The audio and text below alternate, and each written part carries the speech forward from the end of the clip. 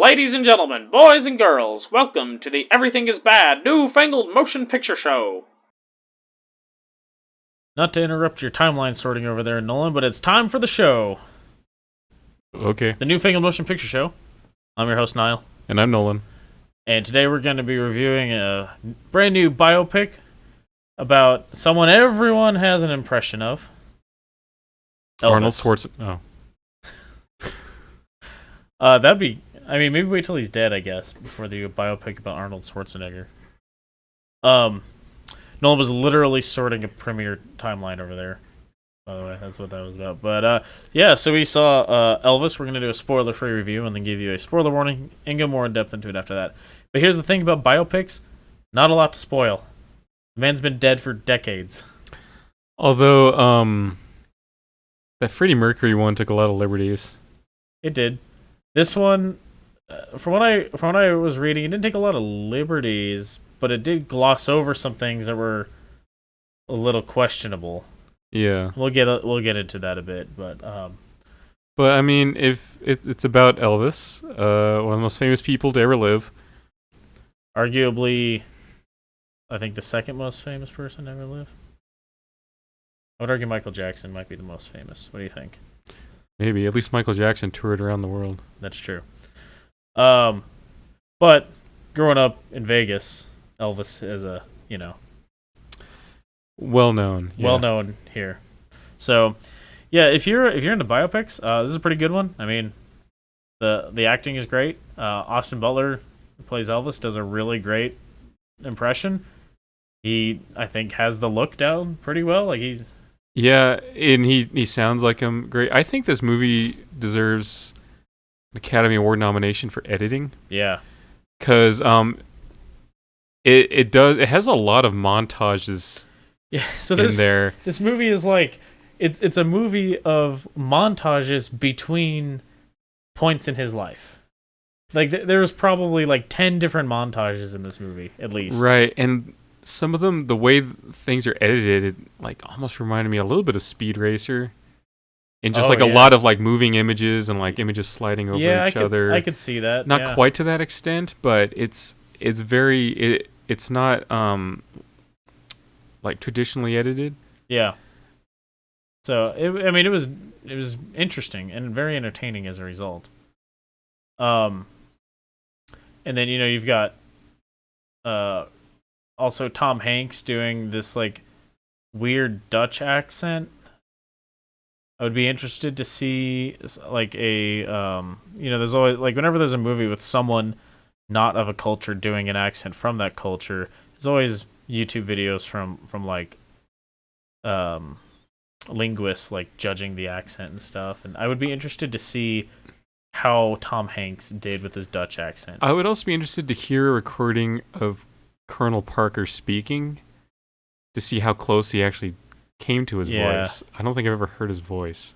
Yeah, because I mean, I guess it's like a little bit of a spoiler from the movie, but I mean, it's pretty obvious that the dude's not from America, like from the get-go. He has this Dutch accent, or it's from Holland, and it's like it's weird, but I don't know that it's wrong because I have heard people with Dutch accents talk before, and it sounds weird in English. Yeah. So it might be right, for all I really know. Certainly not an expert on Dutch accents. Yeah. I will say though too, I think my only real complaint about the movie is I know Elvis died pretty young. He was like 42. Yeah. When he died, but in the later parts of the movie, like they didn't age him up much. He still looked so young. It was like he still looks young, just with bigger sideburns. Yeah, basically at the very end, they put fat makeup on him. Yeah. Briefly.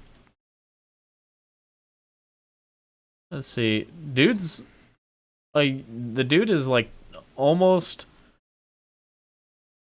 He's like 2.5 weeks younger than me, so he's not that old. He's 30. Austin Butler, and he looks pretty young through most of the movie. Also, I think they actually shot this movie a few years ago, and then it was delayed. Oh yeah, because Tom Hanks tested positive for COVID. And this is why he was stuck in Australia. It's because they were filming this movie. Yeah. So yeah, I mean, he was in his Austin Butler would have been in his late 20s when they recorded this, when they filmed this. So, I just think that, again, I know he didn't die that old, but he didn't look 40. Yeah. So, otherwise, I think it was a good movie. It's got a 7.9 out of 10 right now on IMDb. I'd say it's pretty fair. Mm. It is long, so be prepared for that. It's 2 hours and almost 40 minutes. Yeah. Which I thought was a very long movie for someone who died so young. Yeah, but it was still entertaining the whole time. Yeah. You know, we've talked about movies before that were, I wish they'd have cut 20 minutes out. Yeah. It didn't really feel like it needed much cut out. Right, it didn't feel too long, but it is a long movie. Yeah. But yeah, I mean, music was good. Although there were some parts where they used some modern rap music in there. It felt out of place. Especially in the scenes that were taking place in the 40s. Yeah. Because I thought it was a weird choice too, because the Venn diagram of people who are going to go see an Elvis biopic and people who like rap music, I don't imagine has a lot of overlap. I mean, there was a lot of old people in our showing, in our screening. I was probably the youngest one in there. Yeah, I think you were. And there was, when we were leaving, there was a bunch of old people coming in for the next showing too. Mm-hmm. And when I say old, I mean they looked like late 60s and 70s. I mean, probably people who saw Elvis live on television. So, I don't imagine they really appreciated the rap music parts. And it was weird because it was only in 2 spots and the credits. Yeah, it felt out of place because of when the movie's set. Yeah. It was just, like I said, it was a weird choice. The part of the credits where they credit all the music he used, it went on forever. Just kept going. Yeah, well, it had a whole bunch of Elvis songs. Obviously not all of them, but yeah, Little Richard, yeah, B.B. King. So, was it Hank Snow?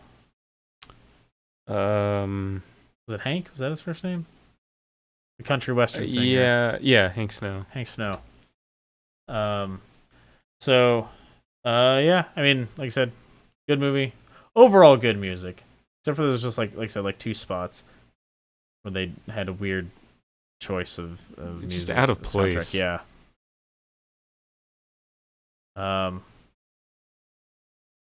Yeah, you got anything else? No, I don't have anything else. No. I recommend it, especially if you're an Elvis fan. Yeah. Just be prepared for a long movie. I'm more of a Johnny Cash guy myself. Everyone's either a Stones guy or a Beatles guy or gal, or they're an Elvis, and they're also either an Elvis person or Johnny Cash person. I have all 4 of those on my playlist. I do too, but I definitely have a lot more Johnny Cash and Rolling Stones than I have of the other 2. So, anyway, yeah. So spoiler section where we might talk more about some of the stuff they sort of glossed over. Yeah, a little weird. All right, yeah. So spoilers. So in the movie, they talk about when he meets Priscilla, his wife. They gloss over the fact that she was 14. Yeah, they just say. She called her a teenager. Yeah, he fell in love with the teenage daughter of an officer while he was in the army, stationed in Germany. Yeah, they gloss over completely that she was a teenager, 14, and he was 23 or 4 at the time. 24, I think. 24. That's weird. I mean, it's not. Lewis, what's his name? Jerry Lee Lewis. It's not Jerry Lee Lewis weird. Because at least Priscilla's not his first cousin or anything. Yeah, and supposedly they waited until she was an adult to get married and have sex. Supposedly. I mean, but they can tell any story. Yeah, and I'm not gonna sit here and cast aspersions about one of the greatest musicians of all time. You're not gonna badmouth the king, are you? No. Maybe the prince. Anyway, yeah, and I don't know what else they really glossed over. They covered his the drugs, the drug addiction, the pills, the gun addiction. Apparently, they did show some of his gun collection, but I don't think they really captured just how into guns Elvis Presley was. They did show him like he had an ankle holster that he performed with. On stage in Vegas. They had a scene where a guy rushed up on stage and he almost drew his gun and shot the guy. Yeah. If security hadn't tackled the people and pulled Elvis away. Could you imagine the headlines? Especially because it was apparently just a couple of zealous fans, foreign fans that rushed the stage. Yeah, they're Peruvian or something. I think it's what they said in the movie. I don't know how true that is. Yeah, I don't know. But it's just keep in mind this is also around the time when some people were stabbed by the Hells Angels at a Rolling Stones concert. Yeah. So, it would have just fueled the anti-rock and roll rhetoric of the time. And that would have just... There was a time where a rock show could not get a show in Vegas because of... That's still a law. I forget which artist, but the crowd just basically trashed the venue or something. Yeah. And you just couldn't get... So it was used as an excuse by an anti-rock and roll city councilman or county commissioner, and they passed a law that for a rock and roll show, anything classified as a rock and roll show has to have a certain number of police present per however many people attending the venue. Yeah. So you go to a rock show in Vegas today, you still see Metro police officers all over the place. Seems a little ridiculous for a Judas Priest show because everyone's 60 years old. Yeah, they trash the place. They're gonna throw a hip or something. Yeah, it's but it's still a law as far as I know. I mean, I assume so because I still see police at all the rock shows we go to. So, well, I mean that's common for most concerts anyway. But yeah, but anyway, so yeah, I think it was really interesting though how they weave in the racial tension stuff that just surrounded Elvis through his whole early career. Yeah. And because he was covering a lot of music from black blues singers and bringing black written music to white people, making it okay for white people to listen to black music, basically. Yeah. And that pissed off some people. He was from Tennessee, so that pissed off some people in his state, and around the South. Yeah, this movie covers that quite a bit.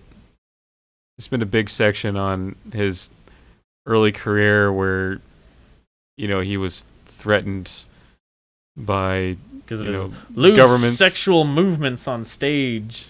Yeah, this movie had a lot more crotch shots than I expected. That's punched for sure. in on his crotch a lot in that first concert. Yeah, that first one where he sways and you just kind of see things moving underneath his pants and it's all right. And the camera just punches in right on his crotch. And then it cuts to all these teenage girls in the audience going, "Oh having my!" feelings. Yeah, getting the vapors and clutching their pearls. Yeah. So yeah, I mean it was a fun movie. I recommend it. You got anything else to add to that? Nah, not really. All right. So our next movie we're going to see might be Minions. Which is next weekend. Failing that, hopefully, we were definitely going to see Thor: Love and Thunder in a couple weeks. Let's see. What happened? Why did IMDb change like the coming soon layout? This sucks. Yeah, this is hard to look at. Bullet Train. So IMDb is showing Bullet Train now as an August 5 release instead of a July 29 release. That's unfortunate. I mean, I don't know why they bumped it a single week though. That's weird, right? Are they worried about competition from DC League of Super Pets? Obviously, there's a huge crossover audience between Bullet Train and DC League of Super Pets. That's for certain. Yeah, and then like that sort of like dries out a lot for the rest of the year. I mean, we're probably gonna be so desperate to see anything that we'll probably go to see Samaritan. Doesn't sound too bad. Which one was that? Someone with Sylvester Stallone. A young boy learns that a superhero who was thought to have gone missing after an epic battle 20 years ago may in fact still be around. I don't really know much about it. I don't think I've heard of that. It's got Sly Stallone, and it sounds like, we're gonna put a twist on the superhero trope thing like Hancock was, Yeah. So like I said, by the time the end of August or middle of August rolls around or whatever, when that comes out, end of August, we might be so desperate to see anything that we'll just we'll see that anyway, because there's nothing coming out. It's gonna be a rough second half of the year for the movie industry, just for profits, I think. They'll probably put a lot of stuff back into theaters. Dude, there's a release here titled MK Ultra. Set during the true and unconscionable Central Intelligence Agency MK Ultra drug experimentations in the early 1960s, Midnight Climax follows the journey. That's Midnight Climax. Is that a porn star name? Follows the journey of it's as if that's the name of the movie, but according to IMDb, the name of the movie is MK Ultra. Follows the journey of Ford Strauss, a brilliant psychiatrist whose moral and scientific boundaries are pushed to the limit as he is recruited to run a subsect of the program in a rural Mississippi mental hospital. I'm down for that. Yeah. That sounds awesome. Anything about the shady CIA stuff from the Cold War? Oh, man. Like, you want to go down a rabbit hole, just watch like a couple videos about MK Ultra on YouTube, and you'll just go down a rabbit hole of their ties to the Manson family. Yeah, their ties to the Manson family. You'll go down a serious rabbit hole of really interesting and scary topic videos about the shit the CIA was up to in the Cold War. Joe Rogan interviewed a guy who wrote a book about all that. Oh yeah, and I listened to that podcast. It's wild. Yeah. But so we got Black Adam coming out. It actually looks pretty cool. It's once again DC just continuing its trend of the better movies being the less mainstream heroes, except for the Batman. The Batman was good. Yeah. But Shazam was good. Black Adam looks cool. I'm excited for Shazam 2. Yeah. I like Zachary Levi. He seems like a pretty cool, chill dude.